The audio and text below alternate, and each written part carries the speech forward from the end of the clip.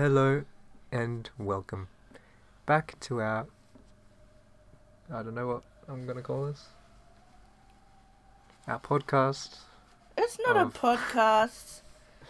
Playthrough, reading, making your sister do stuff so you have someone to talk to it. Welcome back to our scuffed recordings. Scuffed. So we found the gold. We did find the gold. It was very exciting. It was Ava who found it. And I don't know, did you expect that it would be Ava when you read through it the first time? Oh, I watched it the first time. Oh, true. So wait, when you read everything, did you know everything that was going to happen then? Or is some of it different from the anime? Well, I was going into high school when I watched it. And honestly, I had no idea what was going on when I was watching it. I was like, what the heck is happening? I didn't really pay attention to any of the crimes or the epitaph and stuff like that. I was really just in it for the gore. Because that's how Higurashi was. It emphasized the horror aspects. And I think that's why it got so popular, the anime. Higurashi or Umineko? Higurashi. Which one came first? Higurashi. Higurashi came first in terms of anime and story. Story first and then anime. And then Umineko was animated after Higurashi. Yep. Why is it so hard to find then? What? The anime for Umineko. Because it was poorly received. It had left stuff out. I don't know. I don't think it's terrible. It just wasn't. It needs more love put into the anime for it to succeed. It's like I've said before. It's the kind of story it is quite difficult to tell in a visual sense. Could they make it into a Netflix? Well, that's why I was saying before, I try to imagine how I would do it if I was, turning it into a drama series. The problem, I think, with those is that there's no funding or money to, make them long. I think things can work. Stuff like this can work if you do it, if you stay close to the story and you just make it long. Yeah. Lots of episodes so that you get that fullness and depth of story. But I would give it 8 seasons. That's the problem though. You've got Maria, who after 8 years is going to be spoilers! 20 years. No, I mean if there was an actor playing Maria. Yeah. It'd be if Harry Potter was on a time loop from the first year. Don't attack my feet. And then 8 years later, it's the same characters, or same actors, and they're just adults. Sometimes they just get older actors and actresses. I was thinking... But I think, they seem to, make really short... The seasons of, shows that are coming out at the moment, they're, quite small. It's either 6 episodes or a little bit more compared to, your long-running... Well, it depends what it is. Sometimes they have, hour-long episodes. So I was thinking if you did 12 episodes of hour-long segments or something, you could potentially get something out of it for Umineko. I just thought for the Maria thing, you could just have a different young actress each time. Tom is very daring. It's not fully heated yet, so... Still, I can't quite put my foot on the heater. She's I need my heat. She's scratching her face on the heater. That's alright. You do you, Tom? She's gonna scratch you again if you keep teasing her. I'm not teasing her. We have a standoff between myself and the cat. The cat's on one side of the heater and I'm on the other side, and I can see her through it. She's a scary cat. Unpredictable, vicious. She's predictable. For you, who have lived with her for many Yes. years. Alright, we should start. Mm-hmm.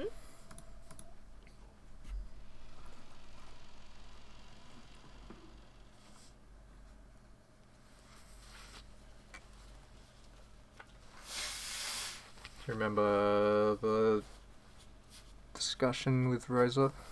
Yeah. So Rosa does not trust Ava. I think it's a well-founded response. That's rude. Right? Ava's like a wonderful woman. She would never do something like that. We just had a, like, alter ego younger self being like, no, I'm not going to share it with anyone. After she was like, sure, I'll share it with the family like we discussed and agreed on. I don't know what you're talking about. That never happened. Oh, come on. Rosa returned to the lobby. It was still her turn to rest, but her expression made it look as though she couldn't sleep deeply with all this tension. Take it easy and lie down. Keep this up and you'll have it pretty rough later on. Thanks for the concern. I just couldn't fall asleep. I've already taken a shower, so I'm good for now. The next person can rest. What about you two, Kirie-san, Rudolph-san? What will we do, Rudolph-san? Shall we rest? You can rest. I'll stay awake. That's the only manly thing I can do right now. As I hold my manly gun, then I'll stay awake. Staying awake with my husband is the only womanly thing I can do right now. As I hold my gun. She doesn't have a gun. Oh, how would Natsuki giggle? You two truly are close. I'm jealous. You should Shut talk. up, Natsuki. It seems Ava and Hideyoshi are out cold.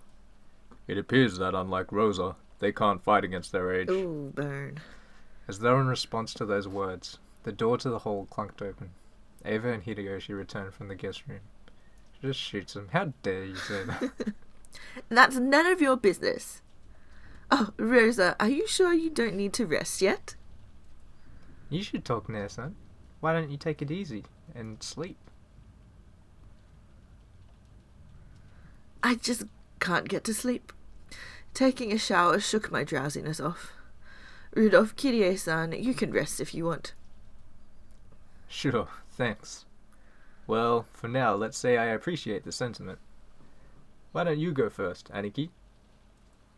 How kind of you, but I cannot rest first. That is the most I can do as the oldest brother right now. Oh my goodness. Do not worry, the two of us will stay awake until the very end.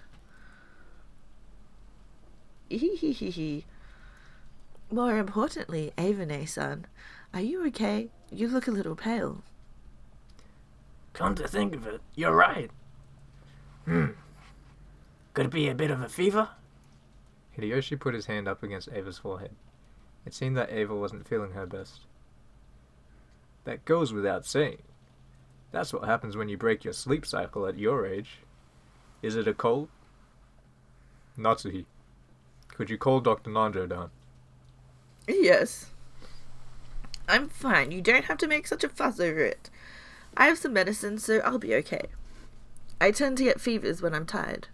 Don't worry. Nia-san, take it easy, okay? Thank you. If the siblings gathered without me around, I get the feeling everyone would start talking behind my back. It's the persecution complex from long ago. Sorry, okay? Well, I won't say anything. As if I'd say bad things about you behind your back, Nia-san. Hint, hint. What is it? Nia-san, you've been acting strange for a while. Shouldn't you get a little rest now? You're right. Just thinking about raising money by March makes my headache hurt even worse. That isn't good. Rest. And I'll hold back too, so that your headache doesn't get worse. I've had a bad headache myself for a while now. Thank you. Corona. Well then, I'll take those words to heart and rest for a while. At least they're isolated. Well, they were in the rain for a while. talking. What is it, Ava? Why so angry all of a sudden? Sorry. Please let us rest a little longer. Sorry. After apologizing several times as though praying, Hideyoshi followed Ava out of the lobby.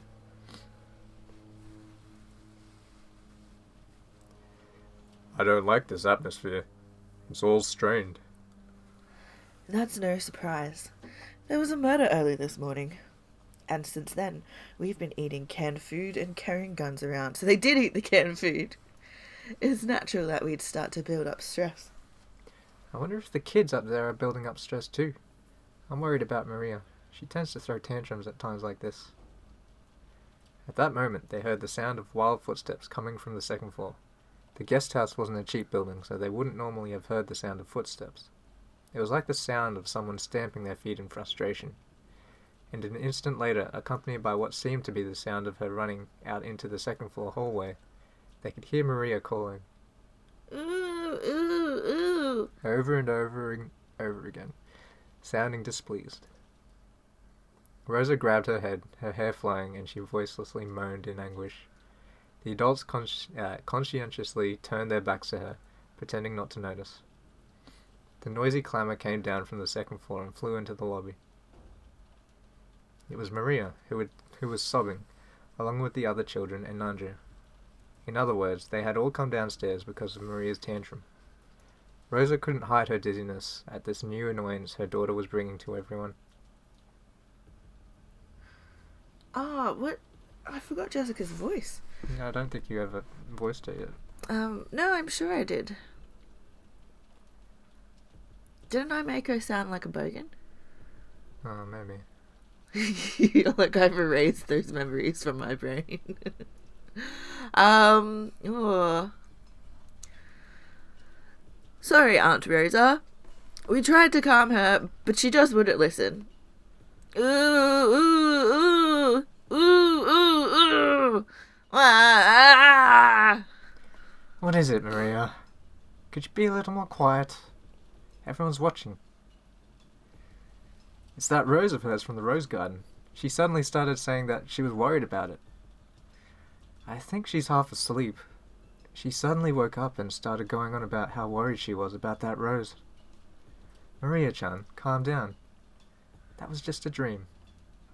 Ooh, ooh, ooh, ooh.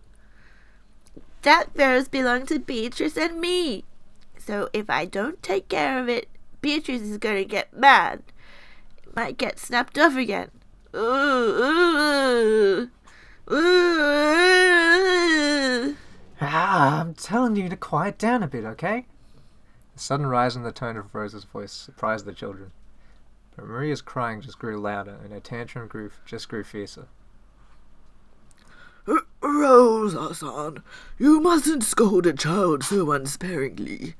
At times like this, it's best to give them some warm milk or something. Is there any here? The milk we just had for breakfast is empty now. Doesn't anyone have a sedative to use on kids? You know those silver pill things?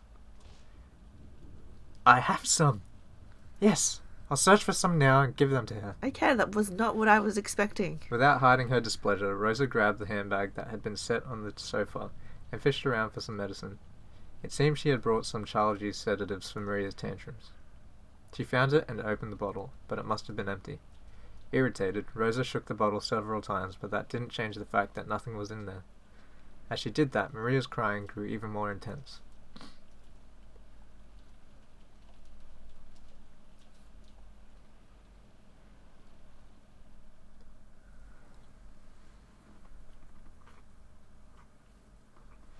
At that time, Ava was lying on her bed, covered by the bedding. Hideyoshi returned from the washroom folding a handkerchief soaked in water. This is one nasty fever. I'll bet it's the poisonous air at this family conference that got you. For now, you can forget all about the other relatives. Okay? As Hideyoshi spoke to her kindly, she set the soaked handkerchief on Ava's burning forehead. Ava rested her own hand on top of his. Your hand feels nice and cool. If my hand feels nice, your fever must be pretty bad. Don't worry, the medicine will start working soon. Plus, my hand is a magic hand. I just put it against your forehead like this, and any fever will melt away. You're right. Your hand always makes my fevers fade. Yep. No need for a doctor when you've got my hand. Don't worry and close your eyes. My magic will make the fever fade away. Yes, I know. I can feel your magic. Hideyoshi was about to say it was just a placebo effect, but he stopped. If Ava said she could feel magic coming from his hand, then that was fine for now. I wonder if magic really exists. Yeah, it does. Only those who believe can tell, though. There's actually a lot of magic like that out there in the world. I wonder if that was the wrong one. If magic actually exists, then I wonder if witches actually exist too. Oh, you mean that witch of the forest, Beatrice? She probably does exist for those who believe. Just like the gods. They don't show themselves except in front of those with strong faith. I did it too, you know. Long ago, I was able to use magic. Oh? Really? Then you were a witch too? I had dreams that I wanted to come true no matter what. After wishing strongly and trying hard, they always came true without fail.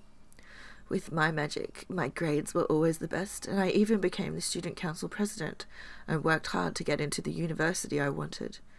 Everything I wished for was granted. That's right. Your magic was always a thing to be reckoned with. You're definitely a witch, and you work harder than anyone. I know all about it. When I was a kid the whole time, there was another me inside myself who always supported me, and that other self was a witch. I didn't believe in Beatrice, the witch of the forest. I always believed that if a witch of Rikkenjima did exist, it was the witch inside my heart. I was so grateful to that witch inside myself. I was always grateful that she brought me to you. You get too timid when you're sick. Don't say anything for now. I'll stay like this the whole time until your fever's gone down. Yes. Don't take your hand away, no matter what. Somehow, I feel like I'm becoming something that isn't myself, and I've been scared for a while now. I get the feeling that the witch inside me was provoked by Beatrice and is growing stronger and stronger. Somehow, it feels like she's going to swallow me whole. It's okay. As long as I'm with you, there's nothing to be afraid of. Remember the time we went out to that dangerous country and the whole bus got robbed? I drove 'em off. Didn't you just hand over your gold watch and beg them to go away? It was pretty lame, but it was cool, I guess. Don't move your hand away, no matter what. Not even if I fall asleep. And if something creepy sneaks in here, protect me. Yep, leave it to me. That's why I'm telling you to stop worrying and get to sleep. Because the medicine and my magic will start working real soon. Ava finally calmed her heart and closed her eyes.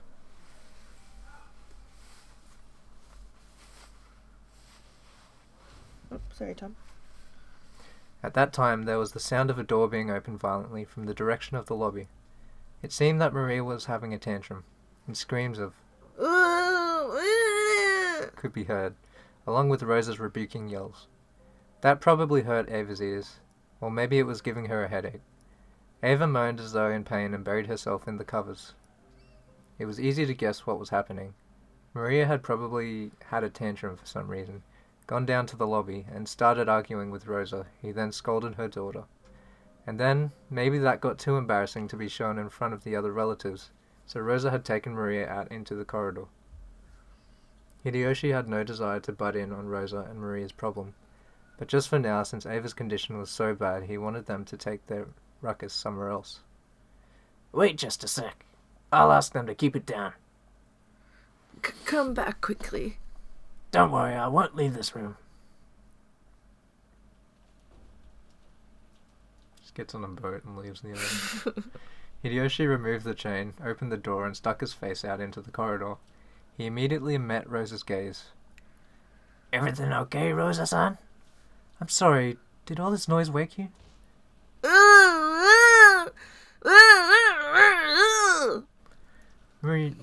Maria-chan, sorry. Aunt Ava isn't feeling well and she's trying to sleep. Could you quiet down a bit?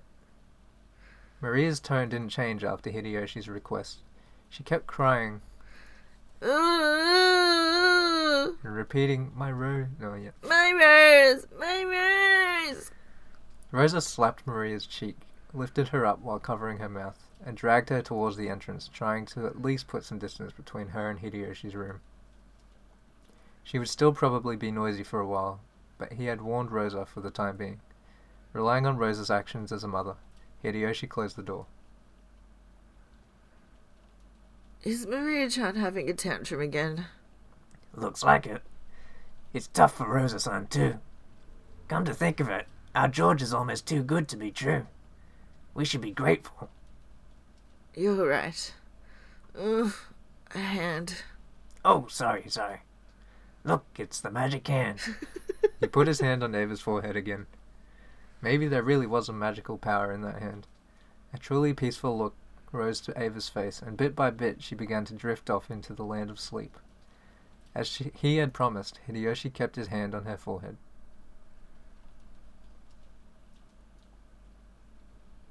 His hand is Beatrice, the witch of the forest. By the entrance, with her hand still against Maria's mouth, Rosa was at a loss at what to do next. She hadn't been able to withstand everyone's gazes in the lobby, and had yelled at the children to go upstairs, dashing out of the lobby. Then she had gone out into the corridor, only to have Hideyoshi say that she was too noisy. Where should I go now? Where should I take this child who's having a tantrum? She felt as though tears of frustration were about to come out. As Maria kept struggling in an attempt to scream, Rosa put her mouth to Maria's ear, and tried to persuade Maria in a properly calm voice. Maria, do you really want to see the rose that much? Maria nodded her head several times, moaning,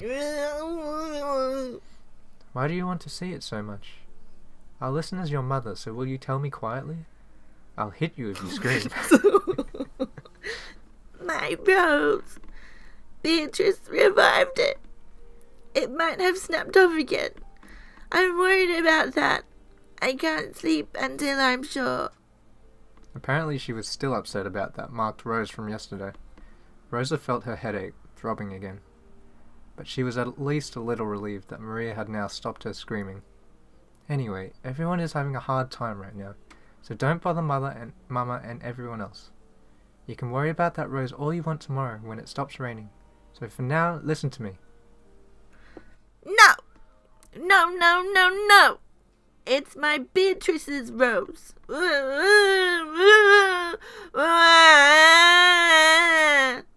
Rosa reflexively covered Maria's mouth.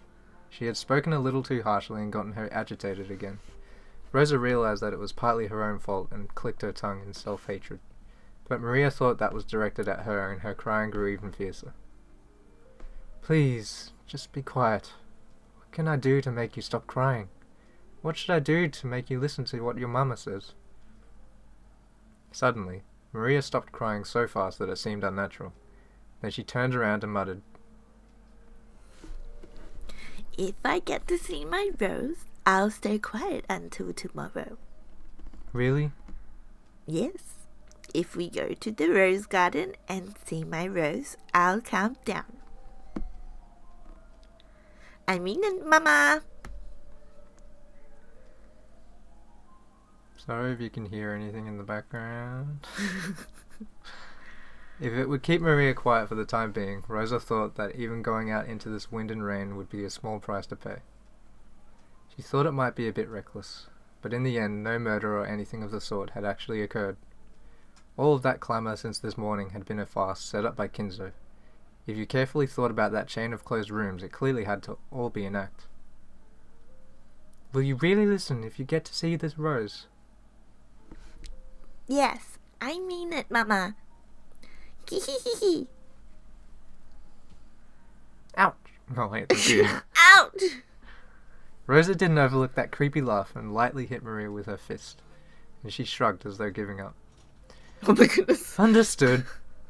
If it's just one look, then I'll agree. Will that work? Yes, Mama. I promise. Once again, Rosa tested the weight of her gun. It'll be okay. It's only an act. There was never a murder on this island in the first place. Damn it! Wait, Aunt Rosa! Are Aunt Rosa and Maria the sacrifices for the second twilight? Damn it, damn it, damn it! Someone noticed them! Tell them to stop! What are those guys in the living room and us kids doing? Indeed. They are being considerate of Rosa's pitiful relationship with her daughter and are forcibly changing the subject. The group that includes you went up to the second floor and is talking about something else while watching TV. You bastards! Someone noticed them! Who's the closest? Is it Uncle Hideyoshi? Please, notice that the two are leaving through the front door. Ah! It won't reach. It won't reach. Don't disturb their precious time together. Hideyoshi kept talking kindly, his hand on Ava's forehead. He didn't notice at all that Rosa and Maria were going outside through the front door. In that case, there was no way the others in the lobby, which was even further away, would notice. Much less those in the cousin room on the second floor. Why are you so panicked? Didn't you defeat me with that bold move, saying that the culprit died in an accident on the first twilight? Doesn't that mean there's no longer a culprit on this island? What is there to be so worried about? Shut up! I can see right through you. Someone stop them. Those two will be killed. Someone stop them! Ah! Battler, stop screaming, please.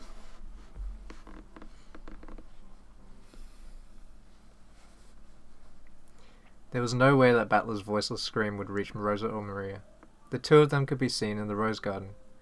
The rain was still awful, but fortunately the wind had died down a little. No, maybe that wasn't fortunate, because maybe, if the wind had been a little fiercer, Rosa might have hesitated to go outside.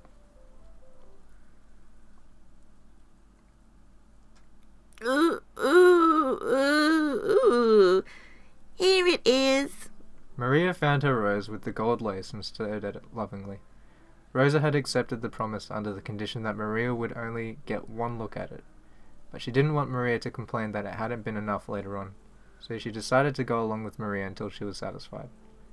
She believed that there wasn't a culprit, but on the off chance that she was mistaken, they were now in an extremely dangerous position. Rosa realized that faintly herself. If things got bad, she would throw away her umbrella and ready her gun. After glancing at Maria's innocent happiness, Rosa gazed warily in all directions. Were her eyes just tired? Even though no one should have been there, she thought she saw something glitter in the dark rose garden. Gold-colored? It had to be her imagination, because to Rosa it seemed as though gold butterflies were dancing through the rose bushes.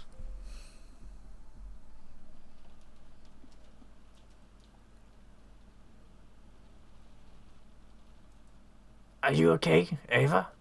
Just take it easy. Should I call Dr. Nanjo after all? I'm fine. Don't take your hand away. I'm begging you, don't take your hand away. Ava was breathing wildly. Beads of sweat were appearing on her forehead. It certainly was true that she had stayed up all night last night, and that things had been rough since early this morning. It wasn't odd that her body wasn't keeping up. Even though he understood that, Hideyoshi suspected that this sudden fever was the sign of some serious illness.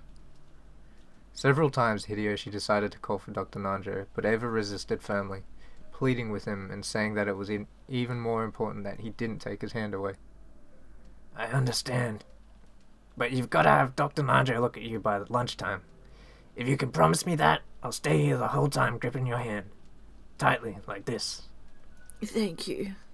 I'm fine. The magic of your hand will definitely take this fever away.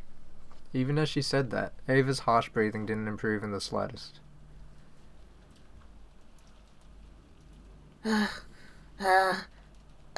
Don't let go. Don't let go.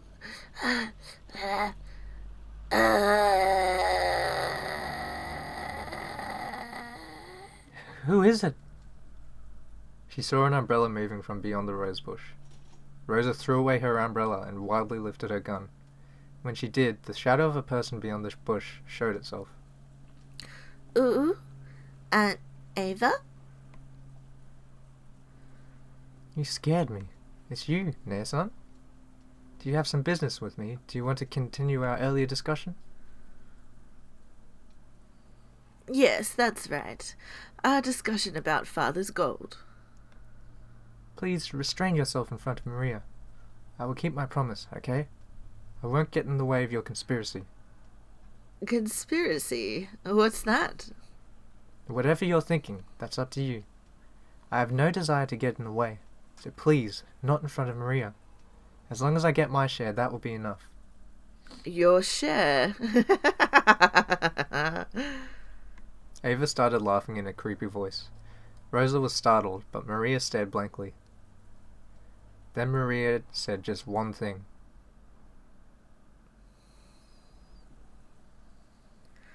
Ooh? Auntie, who are you?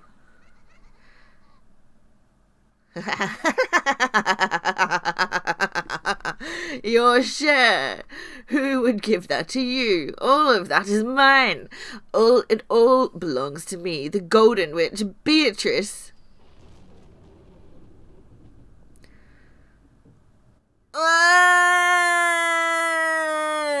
are you okay? Ava! Ava! Ava! Hold on. Don't let go.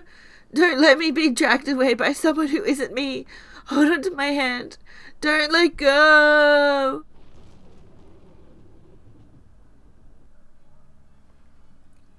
When did you ever work hard? You never worked hard for anything. You were always hiding in our shadows. You always escaped from the shadow to shadow without fighting. And yet, you really think yourself qualified to make demands of me over the Ushiyumiya family gold? All of that is mine. It's all mine alone, as the head of the Ushiyumiya family and the new Golden Witch, successor to the name of Beatrice. Beatrice? It's Beatrice! Mama, Beatrice! Maria jumped at her mother in ecstasy. Rosa treated Maria cold-heartedly and raised her gun higher. Hey, you're Nae-san, right? You are Nae-san, aren't you? Wrong. I am no longer the one who was your sister. Then who are you?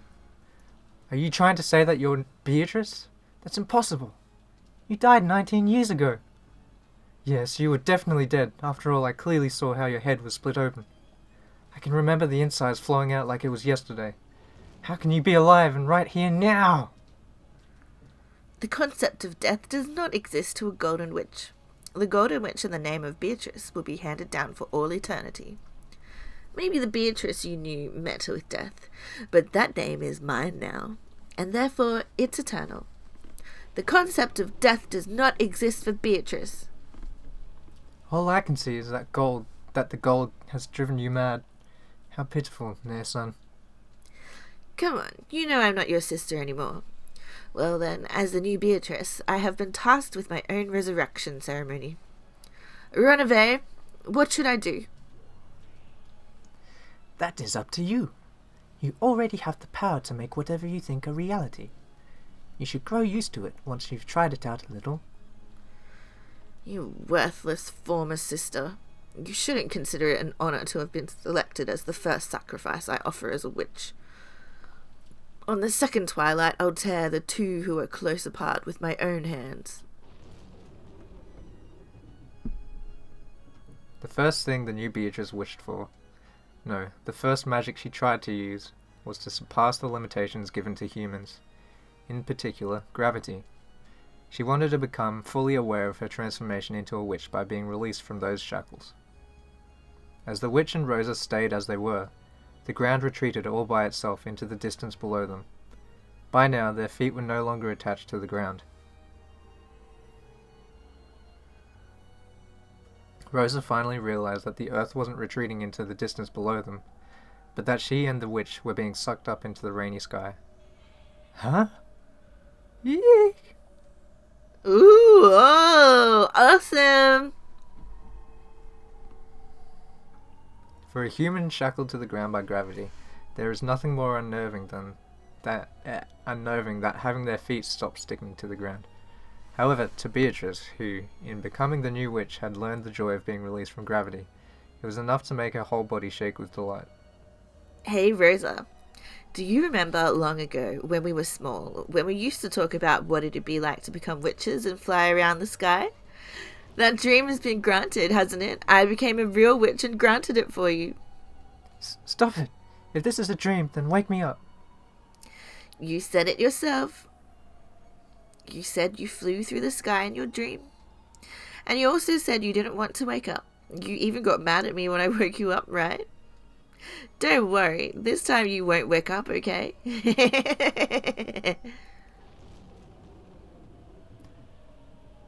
Come dance with me in the vast rainy sky. Didn't we both wish we could fly like seagulls in the sky and escape the cramped and boring island of Rukenjima? Now I'll make that dream a reality for you. I only want to share this joy with you and no one else. It's so fun, Rosa. It's so fun. Take a look below you. Look at how small our mansion is. I wonder how much time we spent in a place that small. Now I'm especially shocked at how cramped and tiny it is.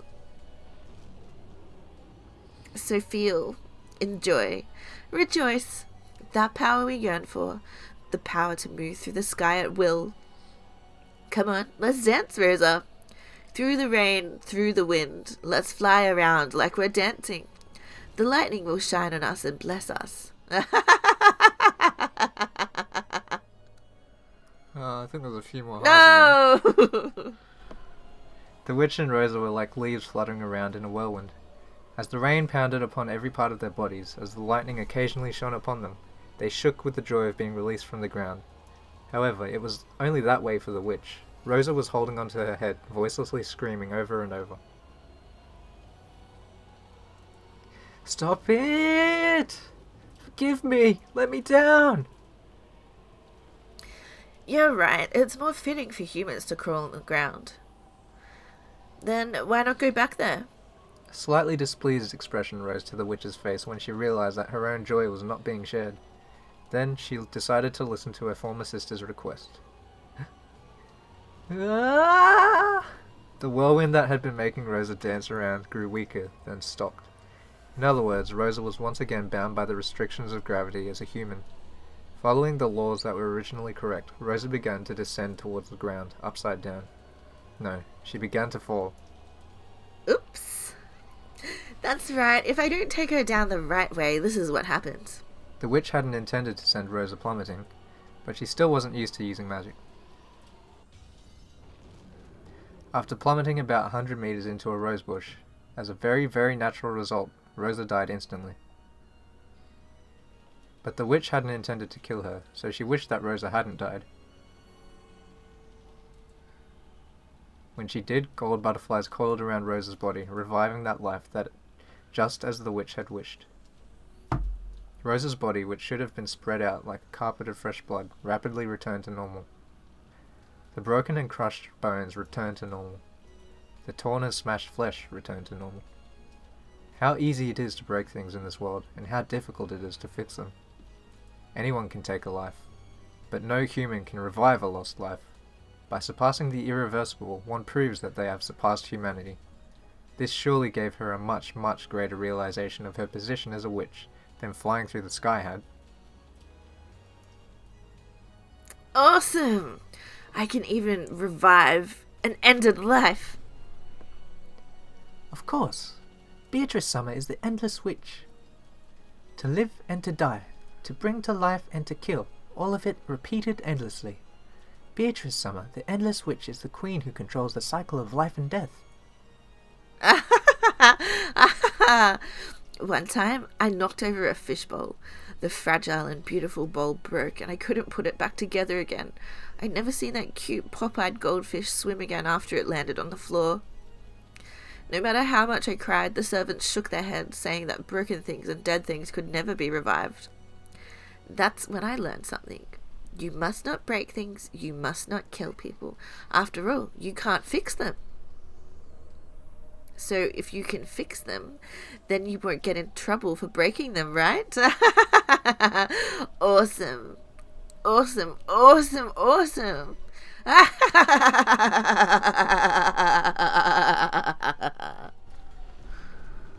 For a while, the witch became intoxicated with how terrible and wonderful the power she had inherited was. Her laugh was pure, innocent, and cruel. Ooh. This is probably Rosa.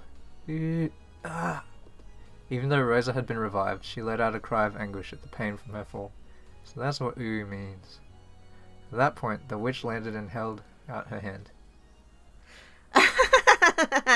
Sorry about that, Rosa.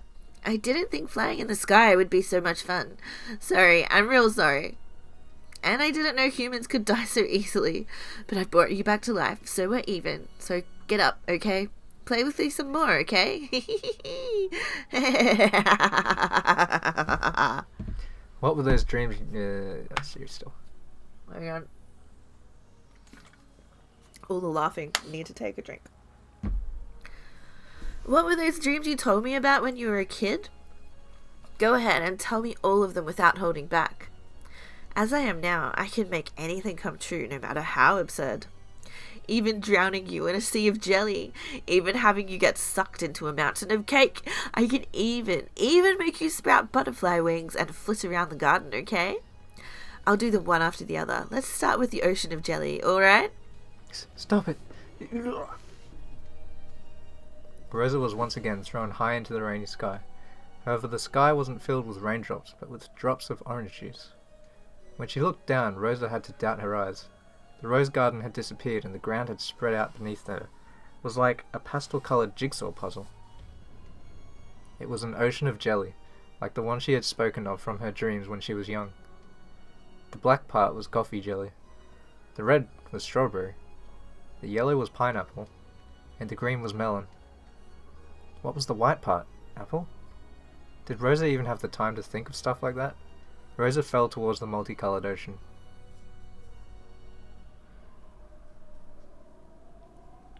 Is Maria witnessing all of this?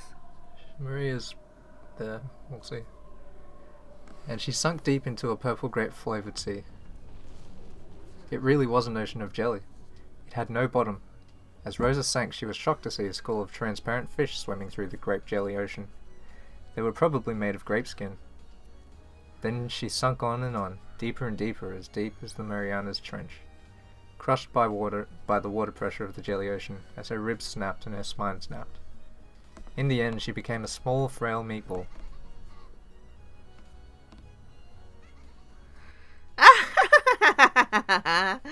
What a truly wonderful experience to drown in an ocean of jelly. It's a dream no one else can imitate. I made it come true for you.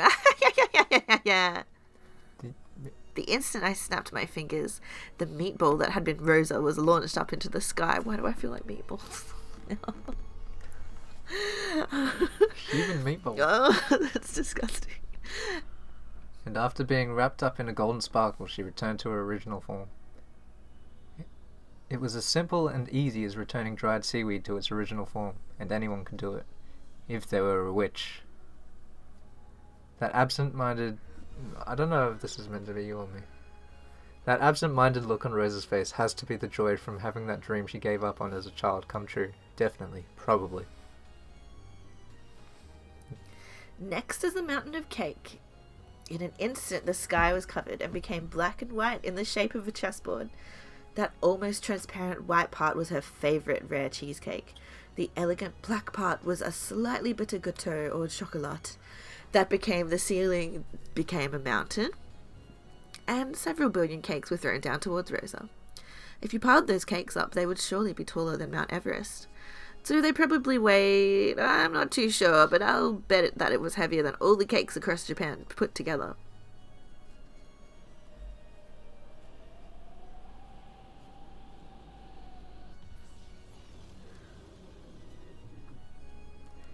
It fell down like a ceiling and swallowed Rosa up. So, as a very, very natural result, Rosa was crushed to death. In less than a second, her bones broke throughout her body, and her insides were all smashed and forced out. Squish, pop, slop. Even so, an even greater number of cakes piled up on top.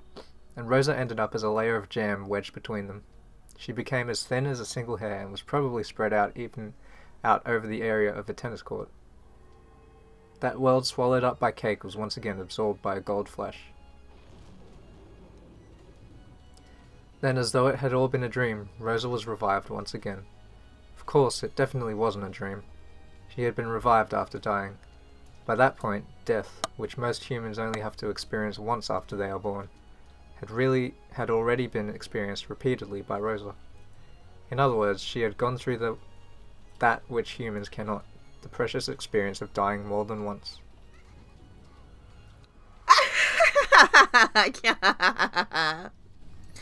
Isn't this fun, Rosa? Isn't this fun?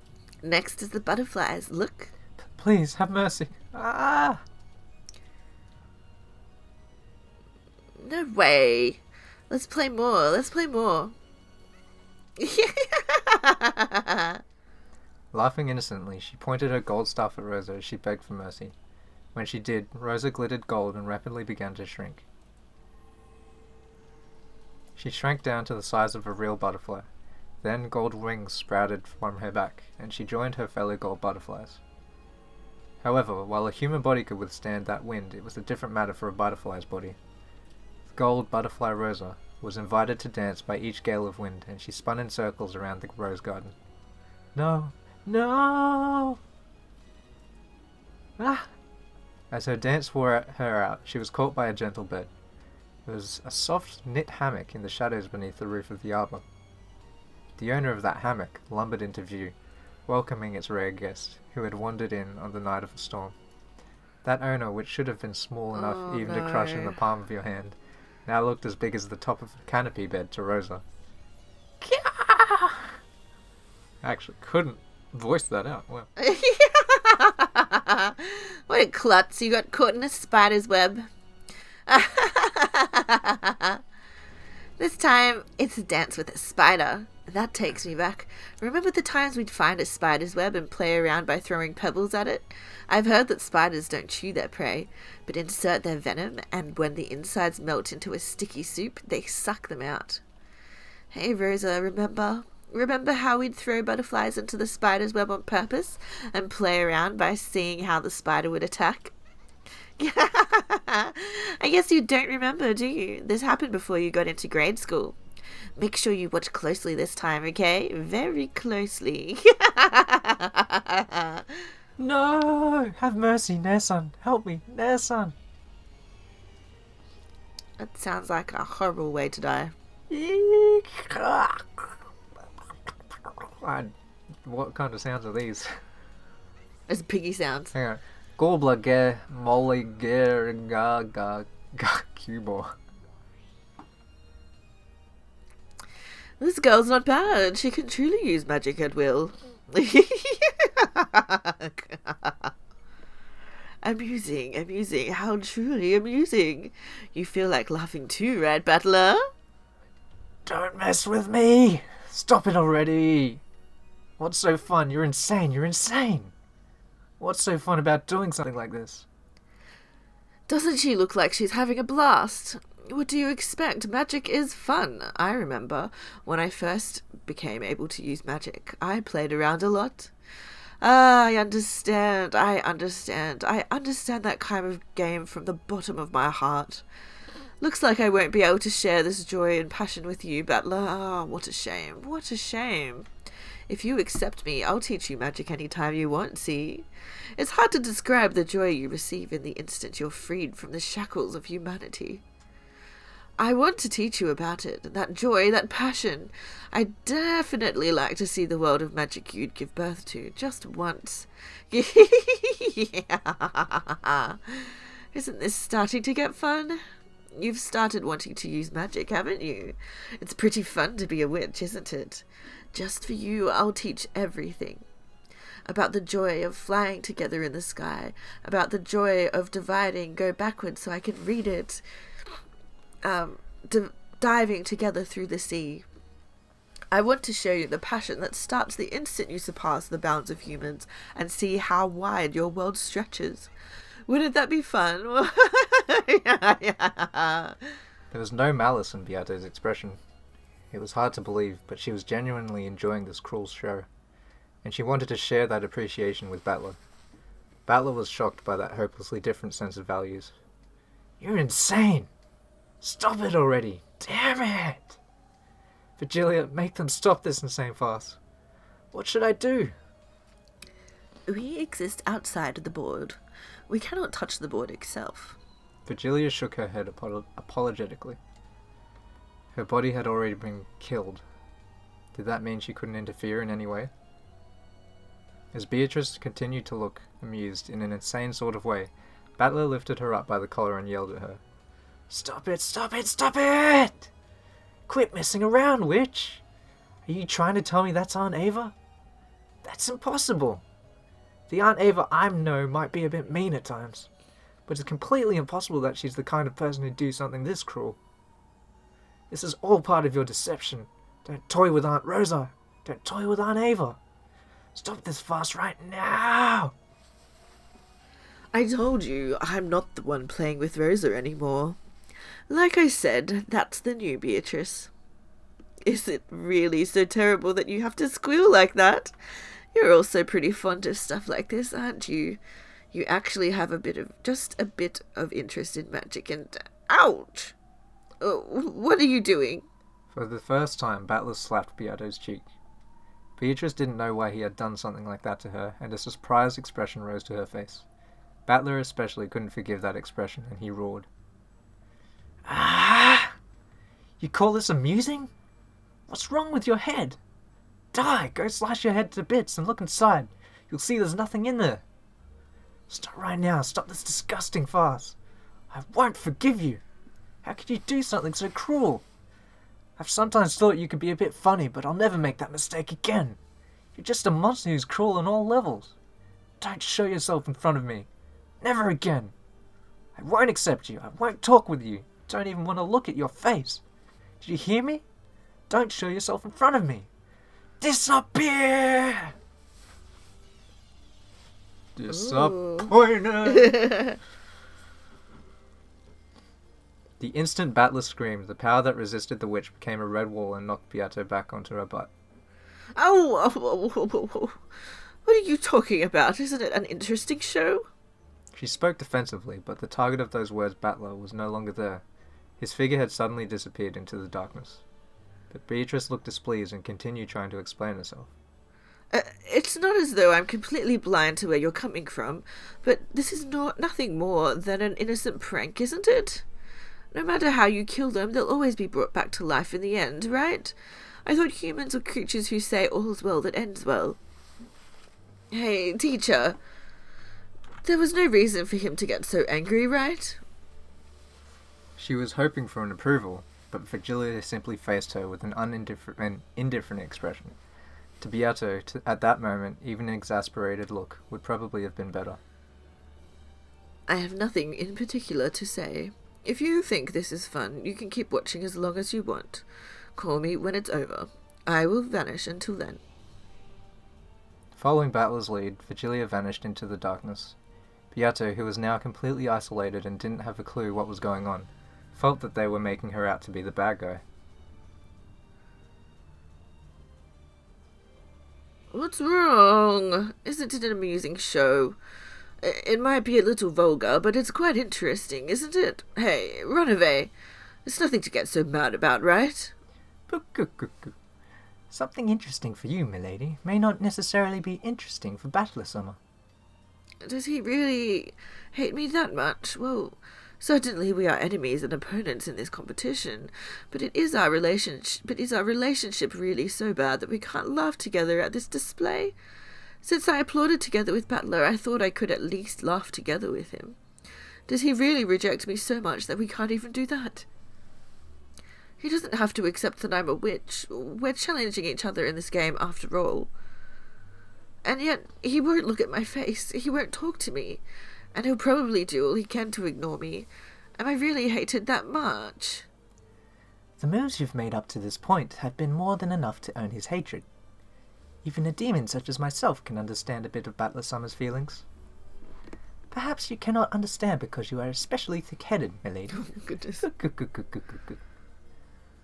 Shut up, shut up, shut up, shut up, shut up. Why don't you disappear too? Yes, certainly. Then, if you would excuse me. Even Ronave hid himself in the darkness, and Beatrice was left alone, the only one in the rainy rose garden. No one ever plays with a lonely witch, and the fact that no one ever does is what makes them a lonely witch. What's going on? Why won't anyone play with me? Am I really that weird, that cruel? Someone answer me. Isn't this fun, Rosa? Isn't this fun? Hey, how should we play next? Of course, we should play with Maria too, right? Let's all have a friendly walk together, okay? Let's swim in a pot of boiling chocolate. Let's have a picnic in a cake-rising oven.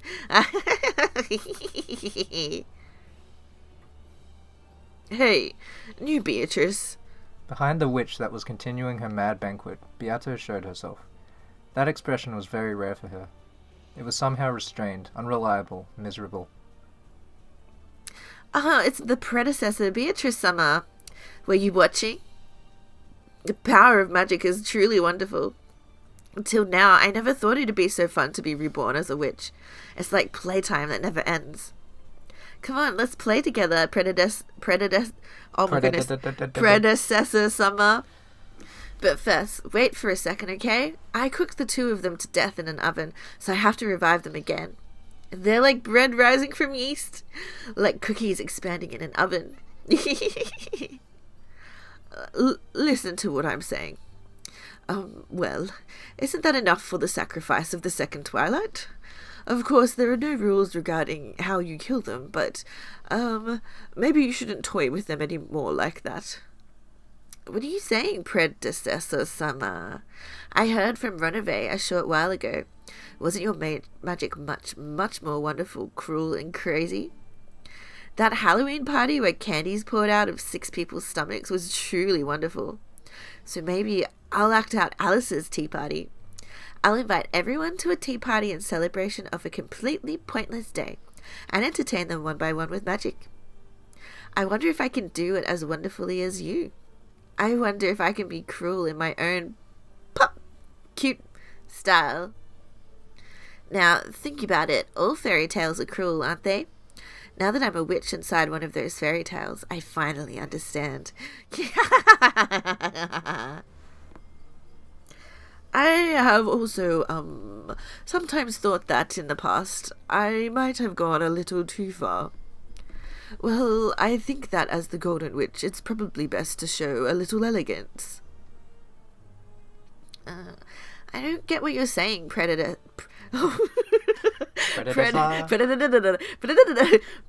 Summer. But there's one thing I do understand.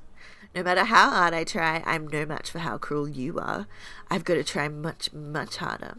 I've got to become more cruel and become an excellent Golden Witch. Like I said, you've already done enough here. Anyway, this is an order from me as your predecessor. That's enough for the second twilight. I'll show you how it's done. Stand back and watch. Yes, I can't do it in her voice. Yes, predecessor Summer, I can't wait to see what brutal, cruel, and disgusting method of killing you use. The new witch grasped the sides of her skirt and gave a graceful bow, stepping back as an expectant gaze rose to her face. She was expecting an even more cruel magic that surpassed even herself. Well, speaking of that, you're only half a witch if you can only kill with methods like that. I shall show you an elegant way to kill worthy of the Golden Witch. When Beato waved her pipe, several colours of smoke poured out, reviving Rosa and Maria. Compared to how the new Beatrice had done it a short while ago, it was slightly gentler. It was probably gentler than how Beato had done it herself up until now. Rosa's consciousness had already grown dim from the pain of so many repeated deaths, but even so, she pleaded that her daughter be spared. Please, have mercy. Even if it's just Maria, have mercy. Mama! Sorry. My disciple just, acted without restraint for a bit. Forgive me. But Beatrice, what? When Maria realized it was the real Beatrice, she jumped onto her. You promised, right, Beato? You promised you'd take me to the Golden Land, right? There I'll be friendly with Mama, and everyone will laugh together. You promised you'd take me there. About that. I can no longer keep that promise, because someone appeared who could solve the riddle. I am no longer the Golden Witch Beatrice. So sorry. I can no longer keep my promise with you. Why? Why? You promised! I'm sorry. Oh, I'm truly sorry. So at least, in an apology for not being able to keep my promises, I'll give you a quiet sleep that will never be disturbed again. Beato embraced Maria with a loving expression on her face. Then, softly, a red bruise appeared on Maria's neck. It was a very gentle bruise.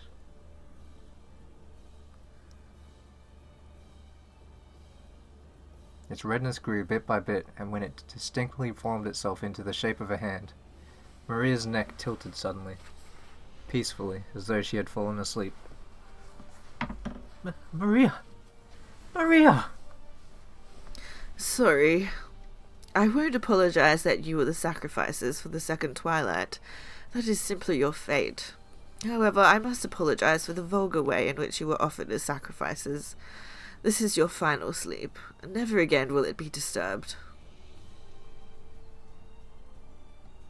Beato softly, gently lifted her finger, as though touching the empty air in front of her nose. When she did, a light breeze lifted up, making Rose's body dance lightly like a feather. Then Rose's body floated softly, and right there was the garden fence with its spear-shaped prongs.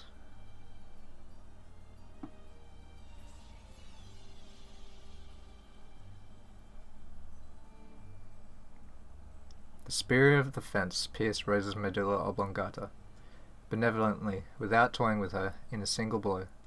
Rose's life was snapped out. Compared to the earlier innocent yet cruel events, it seemed to be over much too fast. It just looked like a doll shaped like Rosa was leaning against the fence.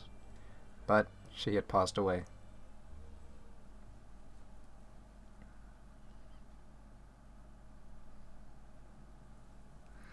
Well, something like that should do the trick. Beato acted proud, but the new witch wore a blank expression, almost as though this was an anticlimax. Then she said it out loud. It's kind of plain. Not at all like the predecessor summer Runaway told me about. Well, you must use magic with dignity, right? If it's too, undignified, that isn't very elegant. Even though you're lucky enough to have the magic to do wonderful things endlessly, how boring. Hey, don't complain. The path of the Golden Witch cannot be completed in a day. You are still incomplete until you finish the 10th twilight. For now, stay quiet and follow my instructions. Got it? Oh, what happened to your answer? Your answer. Sure. Very well, that will do. Well, there is still much to do for the resurrection ceremony. You still have to kill 5 people. You should do it without toying with them too much, with beauty and dignity, and with at least a little restraint, okay? What Runaway told you about how I did it, that was a bad example. You mustn't use that as a model. Engrave that into your heart. Yes, predecessor summer. A good answer. Runaway, the 7 stakes of purgatory, arise. Yes, milady. I, Runaway, am here. Lucifer of Pride, right here!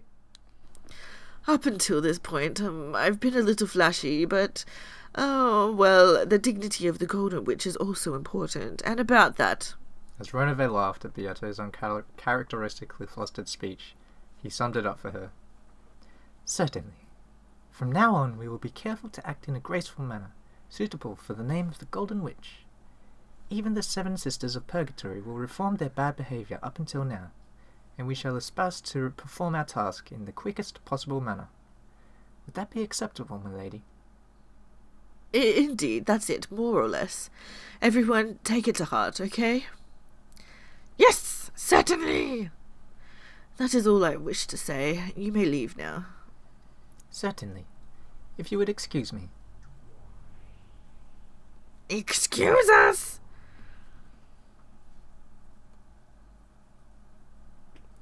Well, that's all I want to say. So take care as you move forward, understand? Act with dignity and, restraint, okay? Give it your all. I will be watching over you. Acting awkwardly until the very end, Beato left that message and immediately became a cloud of gold butterflies, hiding her form in the empty air. Maybe it'd be more accurate to say she vanished in a hurry because she couldn't keep up the conversation. After that, all that remained was Maria's corpse lying down and pounded by the rain, Rose's corpse propped up by the fence and staring up to the sky, and the figure of the witch. Show some restraint, you say? Her expression looked just a little bored. There was a popping sound. That was probably her clicking her tongue. What a boring person. Leaving that last sentence behind, she once again vanished into the empty air. Crack. Half an hour.